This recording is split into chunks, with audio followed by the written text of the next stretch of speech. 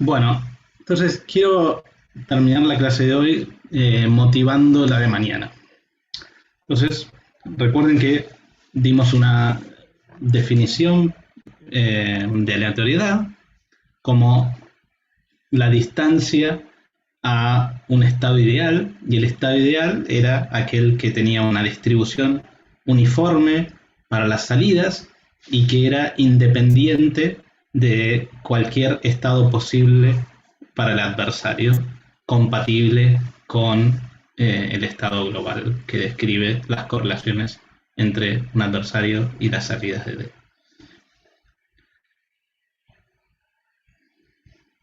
Entonces, supongamos un dispositivo D que en cada ronda genera bits tales que el estado clásico cuántico que describe la salida de la ronda iésima y su correlación con el adversario es de esta forma. Es diagonal en la base computacional y tiene peso P para el 0 y 1 menos P para el 1.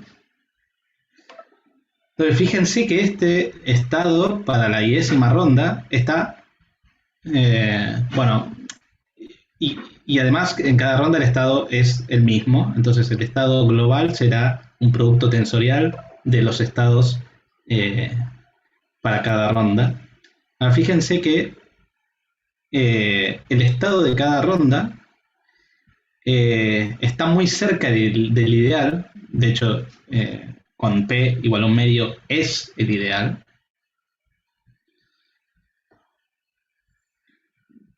pero no es cero aleatorio, solo lo será para P igual a un medio.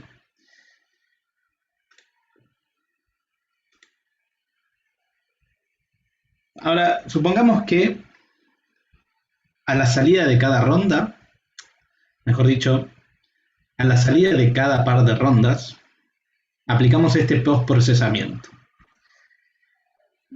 Si viene un 0 y un 1, generamos un 0. Esto es un postprocesamiento determinístico. Ponemos un módulo a la salida de D que bufferea de a 2 bits y si llega un par 0 y 1, emite un 0. Si llega un 1, 0, emite un 1. Y si llegan el par 0, 0 o el 1, 1, no emite nada.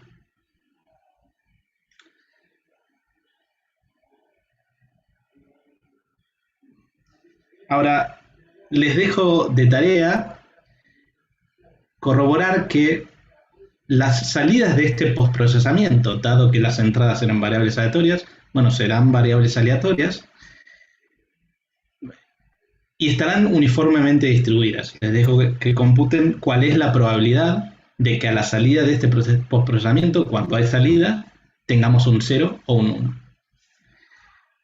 Entonces, a pesar de que las salidas de D no eran cero aleatorias, solo lo eran si P era igual a un medio, un simple postprocesamiento, una función, en este caso, nos permitió generar a partir de ellas un estado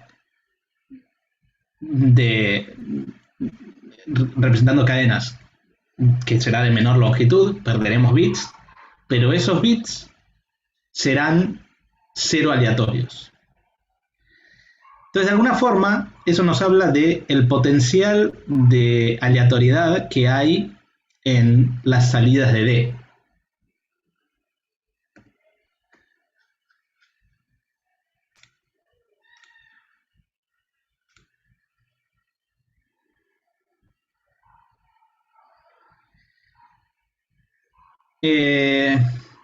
Entonces, ese potencial de aleatoriedad lo va a caracterizar la entropía mínima cuántica condicional. Veremos en la clase de extracción que efectivamente es una caracterización y es de nuevo, una interpretación operacional de la entropía mínima cuántica condicional. Será la mayor longitud de una cadena verdaderamente aleatoria que podamos extraer de un estado clásico cuántico ρXE. Esto que les digo no es estrictamente cierto porque vamos a necesitar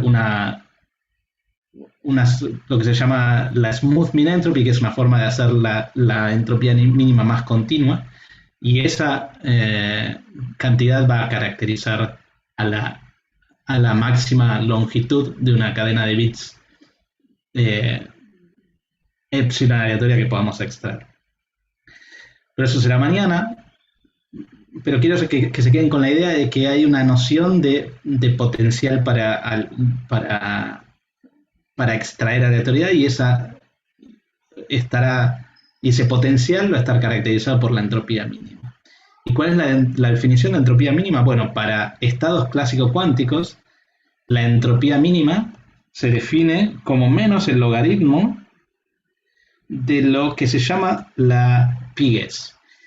Entonces la pi-guess va a ser el concepto central del curso, porque vamos a computar pi-guesses para escenarios device dependent y para escenarios device independent, y vamos a ver las diferencias.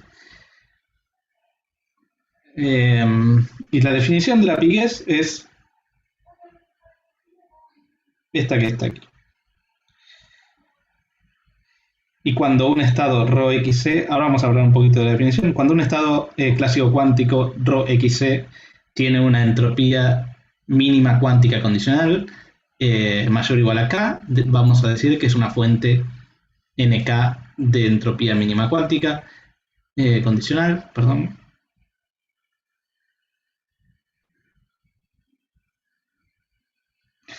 Pero entonces, fíjense la expresión de la pi-guess.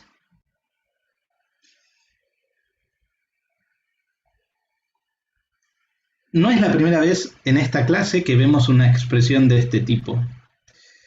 Si se acuerdan, en el juego de distinguir entre los estados que preparaba Alice, la expresión era muy similar. Teníamos una maximización sobre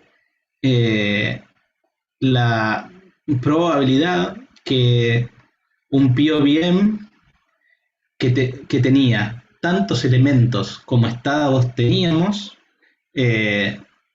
daba. Entonces, en el caso del juego de Alice generando un par de estados ρ0 y ρ1 y Bob tratando de distinguir entre ellos, la expresión, si se acuerdan, era maximizábamos sobre los POVMs, bueno, perdonen, antes los llamé M1 y M2, ahora son M0 y M1, pero si se acuerdan, maximizábamos sobre POVMs en Bob de la probabilidad de que Bob diga 0 cuando el estado era 0, por la probabilidad de que Alice haya preparado 0, más la probabilidad de que Bob diga 1 cuando el estado era 1, por la probabilidad de que el estado sea 1. Entonces, fíjense que esto es una generalización para el caso de que tenemos más de 2 estados y que cada uno de esos estados viene con probabilidad P sub X, que ya no necesariamente es uniforme, pero la tarea es la misma. La probabilidad de adivinar es la máxima probabilidad con que se puede distinguir en una medición entre los estados ρ e X.